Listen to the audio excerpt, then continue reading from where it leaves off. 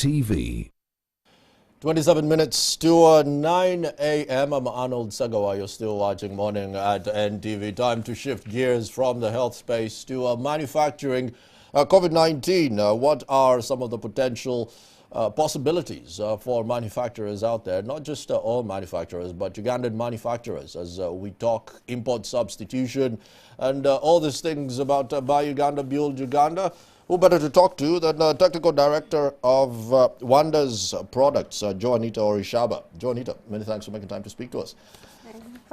Let's talk, what is Wanda's Foods, products, my apologies. What are you particularly into? So, good morning, Uganda. Wanda's Products Limited is a manufacturing company. We deal mainly in personal care products and home care products. Great. Yeah. So one would argue that if you're into a home care products, what is your line? Are you talking cosmetics? Are you talking sanitization products? Yeah, sure. So the personal care products, we have the hair care products and the skin care products. And for the home care products, we have the entire range from your dishwashing liquid to general purpose soap to toilet detergent. Yeah, the entire range of home care products, and the skin care products and the home care products. So for the skin care and hair care products, normally people will refer to them as cosmetics. So yeah, that's it. Some sanitizers in there? There's some sanitizers in there, but that's something we had to do to adapt to the changes that the pandemic brought. Yeah. And how is that faring out? Because I think if there's two things that are moving very fast right now in retail, supermarkets and all of that, retail space, it's sanitizers, maybe posho, which is maize meal, that kind of stuff. So how's that going? Have you adapted quick enough? Yeah, so yeah, we've adapted quick enough. We had to. So at the start of this, we kind of thought it wouldn't come to Africa. So going by the trends and how things were going, we knew it was a matter of when and not if it was going to come to Uganda. So quickly we started on our research, and by the time the pandemic got to Uganda, we were ready to start the production of hand sanitizer. And so it was in our plans to produce it. Wanda's Products Limited is a nascent company, we are new. And hand sanitizers were in our plans later, but for maybe next year or 2022. It wasn't something we were planning to do this year because it wasn't supposed to be our flagship product. Yeah. But we had to quickly adapt to the change, and yeah. Well, what would be, we do know there's, according to the Ministry of Health, I think it's also under UBOS, the biggest, UNBS, not UBOS, the biggest ingredient would be alcohol. We're looking at least 60%. So you're looking at what? Ethanol. Where do you source this? Is it particularly a challenge to actually source the ethanol? I'll say yes and no.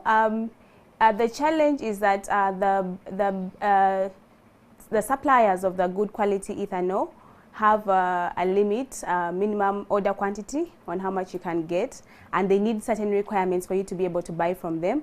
So a lot of the smaller companies have to use middlemen, and sometimes the middlemen adulterate the ethanol. Dilute it. Yes, they dilute it. Yeah.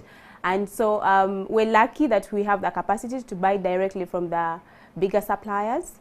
But yeah, so it's a bit of a challenge for the smaller manufacturers, but we're lucky that we can be able to source directly without using a middleman, so that we're able to get the best quality raw material. Yeah. There's a common saying on let the government come out and help us and that kind of thing. When COVID-19 broke out, we saw developed states from the UK to the US incentivizing things, some fiscal stimulus, some monetary stimulus, policy frameworks that were quite changed.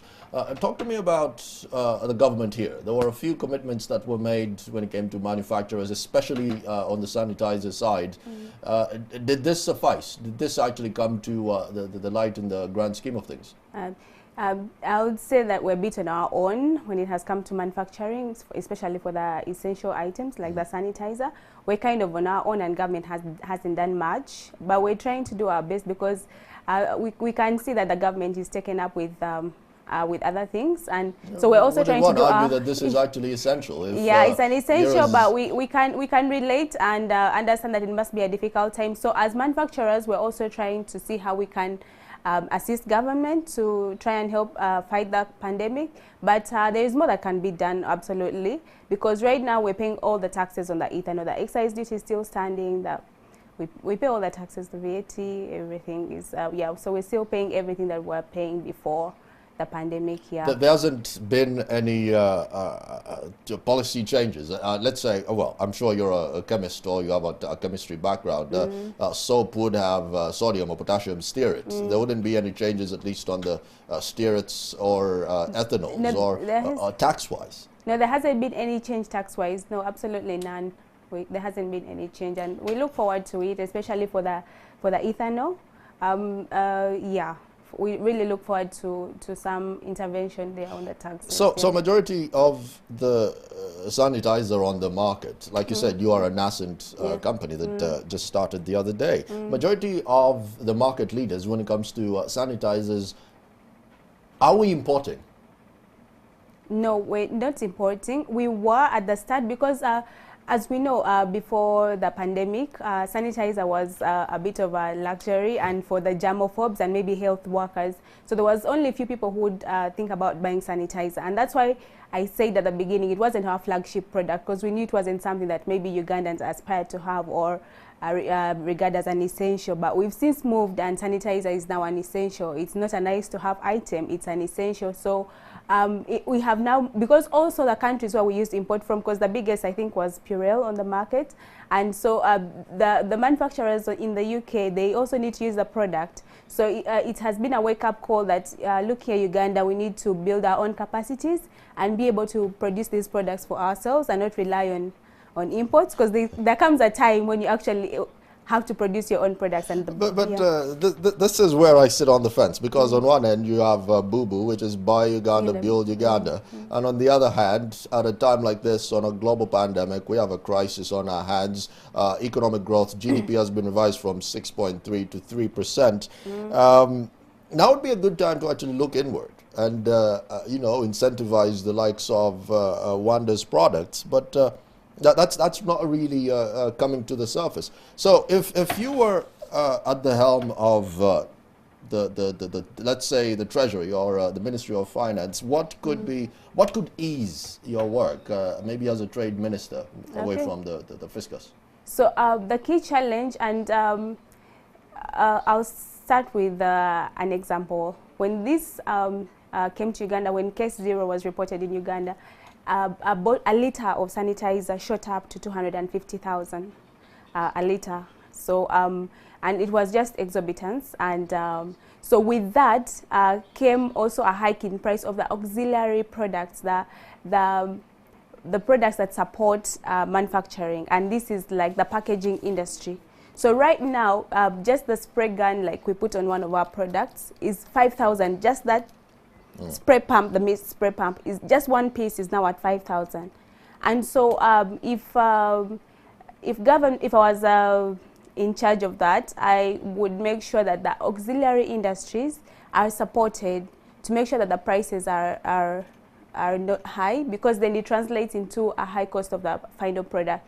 So a lot of the time we've neglected the auxiliary industry, which is mainly the packaging industry for us. And so if the packaging, because even when we talk Boo-Boo, in earnest, we cannot say that we're buying Ugandan products if they are contained in Chinese packaging. So we need to grow the auxiliary industries as they support the manufacturing. So yeah, I keep saying this, that if a Ugandan product is contained in Chinese packaging, then in earnest we cannot market it as Boo-Boo. That is Uganda inside China. So we need to grow all these other industries that support the manufacturing.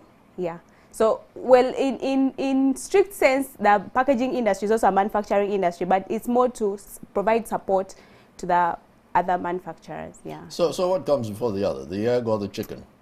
Yeah, it's the it's the case of the egg and the chicken, but yeah. Okay, there's lots of conversation on China. Well, the global supply chain literally thrives on China, like you've mentioned. All this packaging and all this stuff, guys actually run to China, get the packaging, bring it back here, which is way cheaper, and then they put in the sanitizer and that kind of thing. In all honesty, with China on the back foot right now, where do you see the manufacturing space going in, let's say, the next 6 months? Would this present the penultimate opportunity for us to grasp onto that we'll never have actually in our lifetime? Or will it be business as usual when China restarts? I get the feeling that it might be business as usual, of course, because China presents a competitive advantage that with regard to the price. And but for now it has helped a bit because when we saw the opportunity to produce the sanitizer, we quickly had to think and say, where is our packaging going to come from? Because now China is closed. So we had to quickly think through who are our suppliers within the country, Nice House of Plastics, Blowplast, who's here, what can we get from them?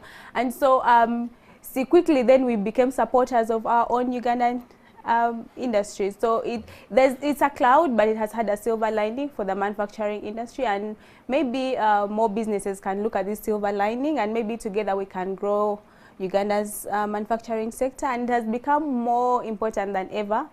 I mean, borders are closed. We have to support ourselves, and everybody is fending for their people first. So. Definitely. Juanita, many thanks for making time to speak to us. That was Juanita Orishamba, who is the Technical Director of Wonders Products. That sums it up for today's edition of Morning at NTV. As always, Arnold Sagawa is my name, your humble shepherd through your morning, and just giving you a sense of what to expect in the course of the day, what you missed in the night. I'll be back at exactly 1 p.m. with NTV at 1. For now, have a splendid morning.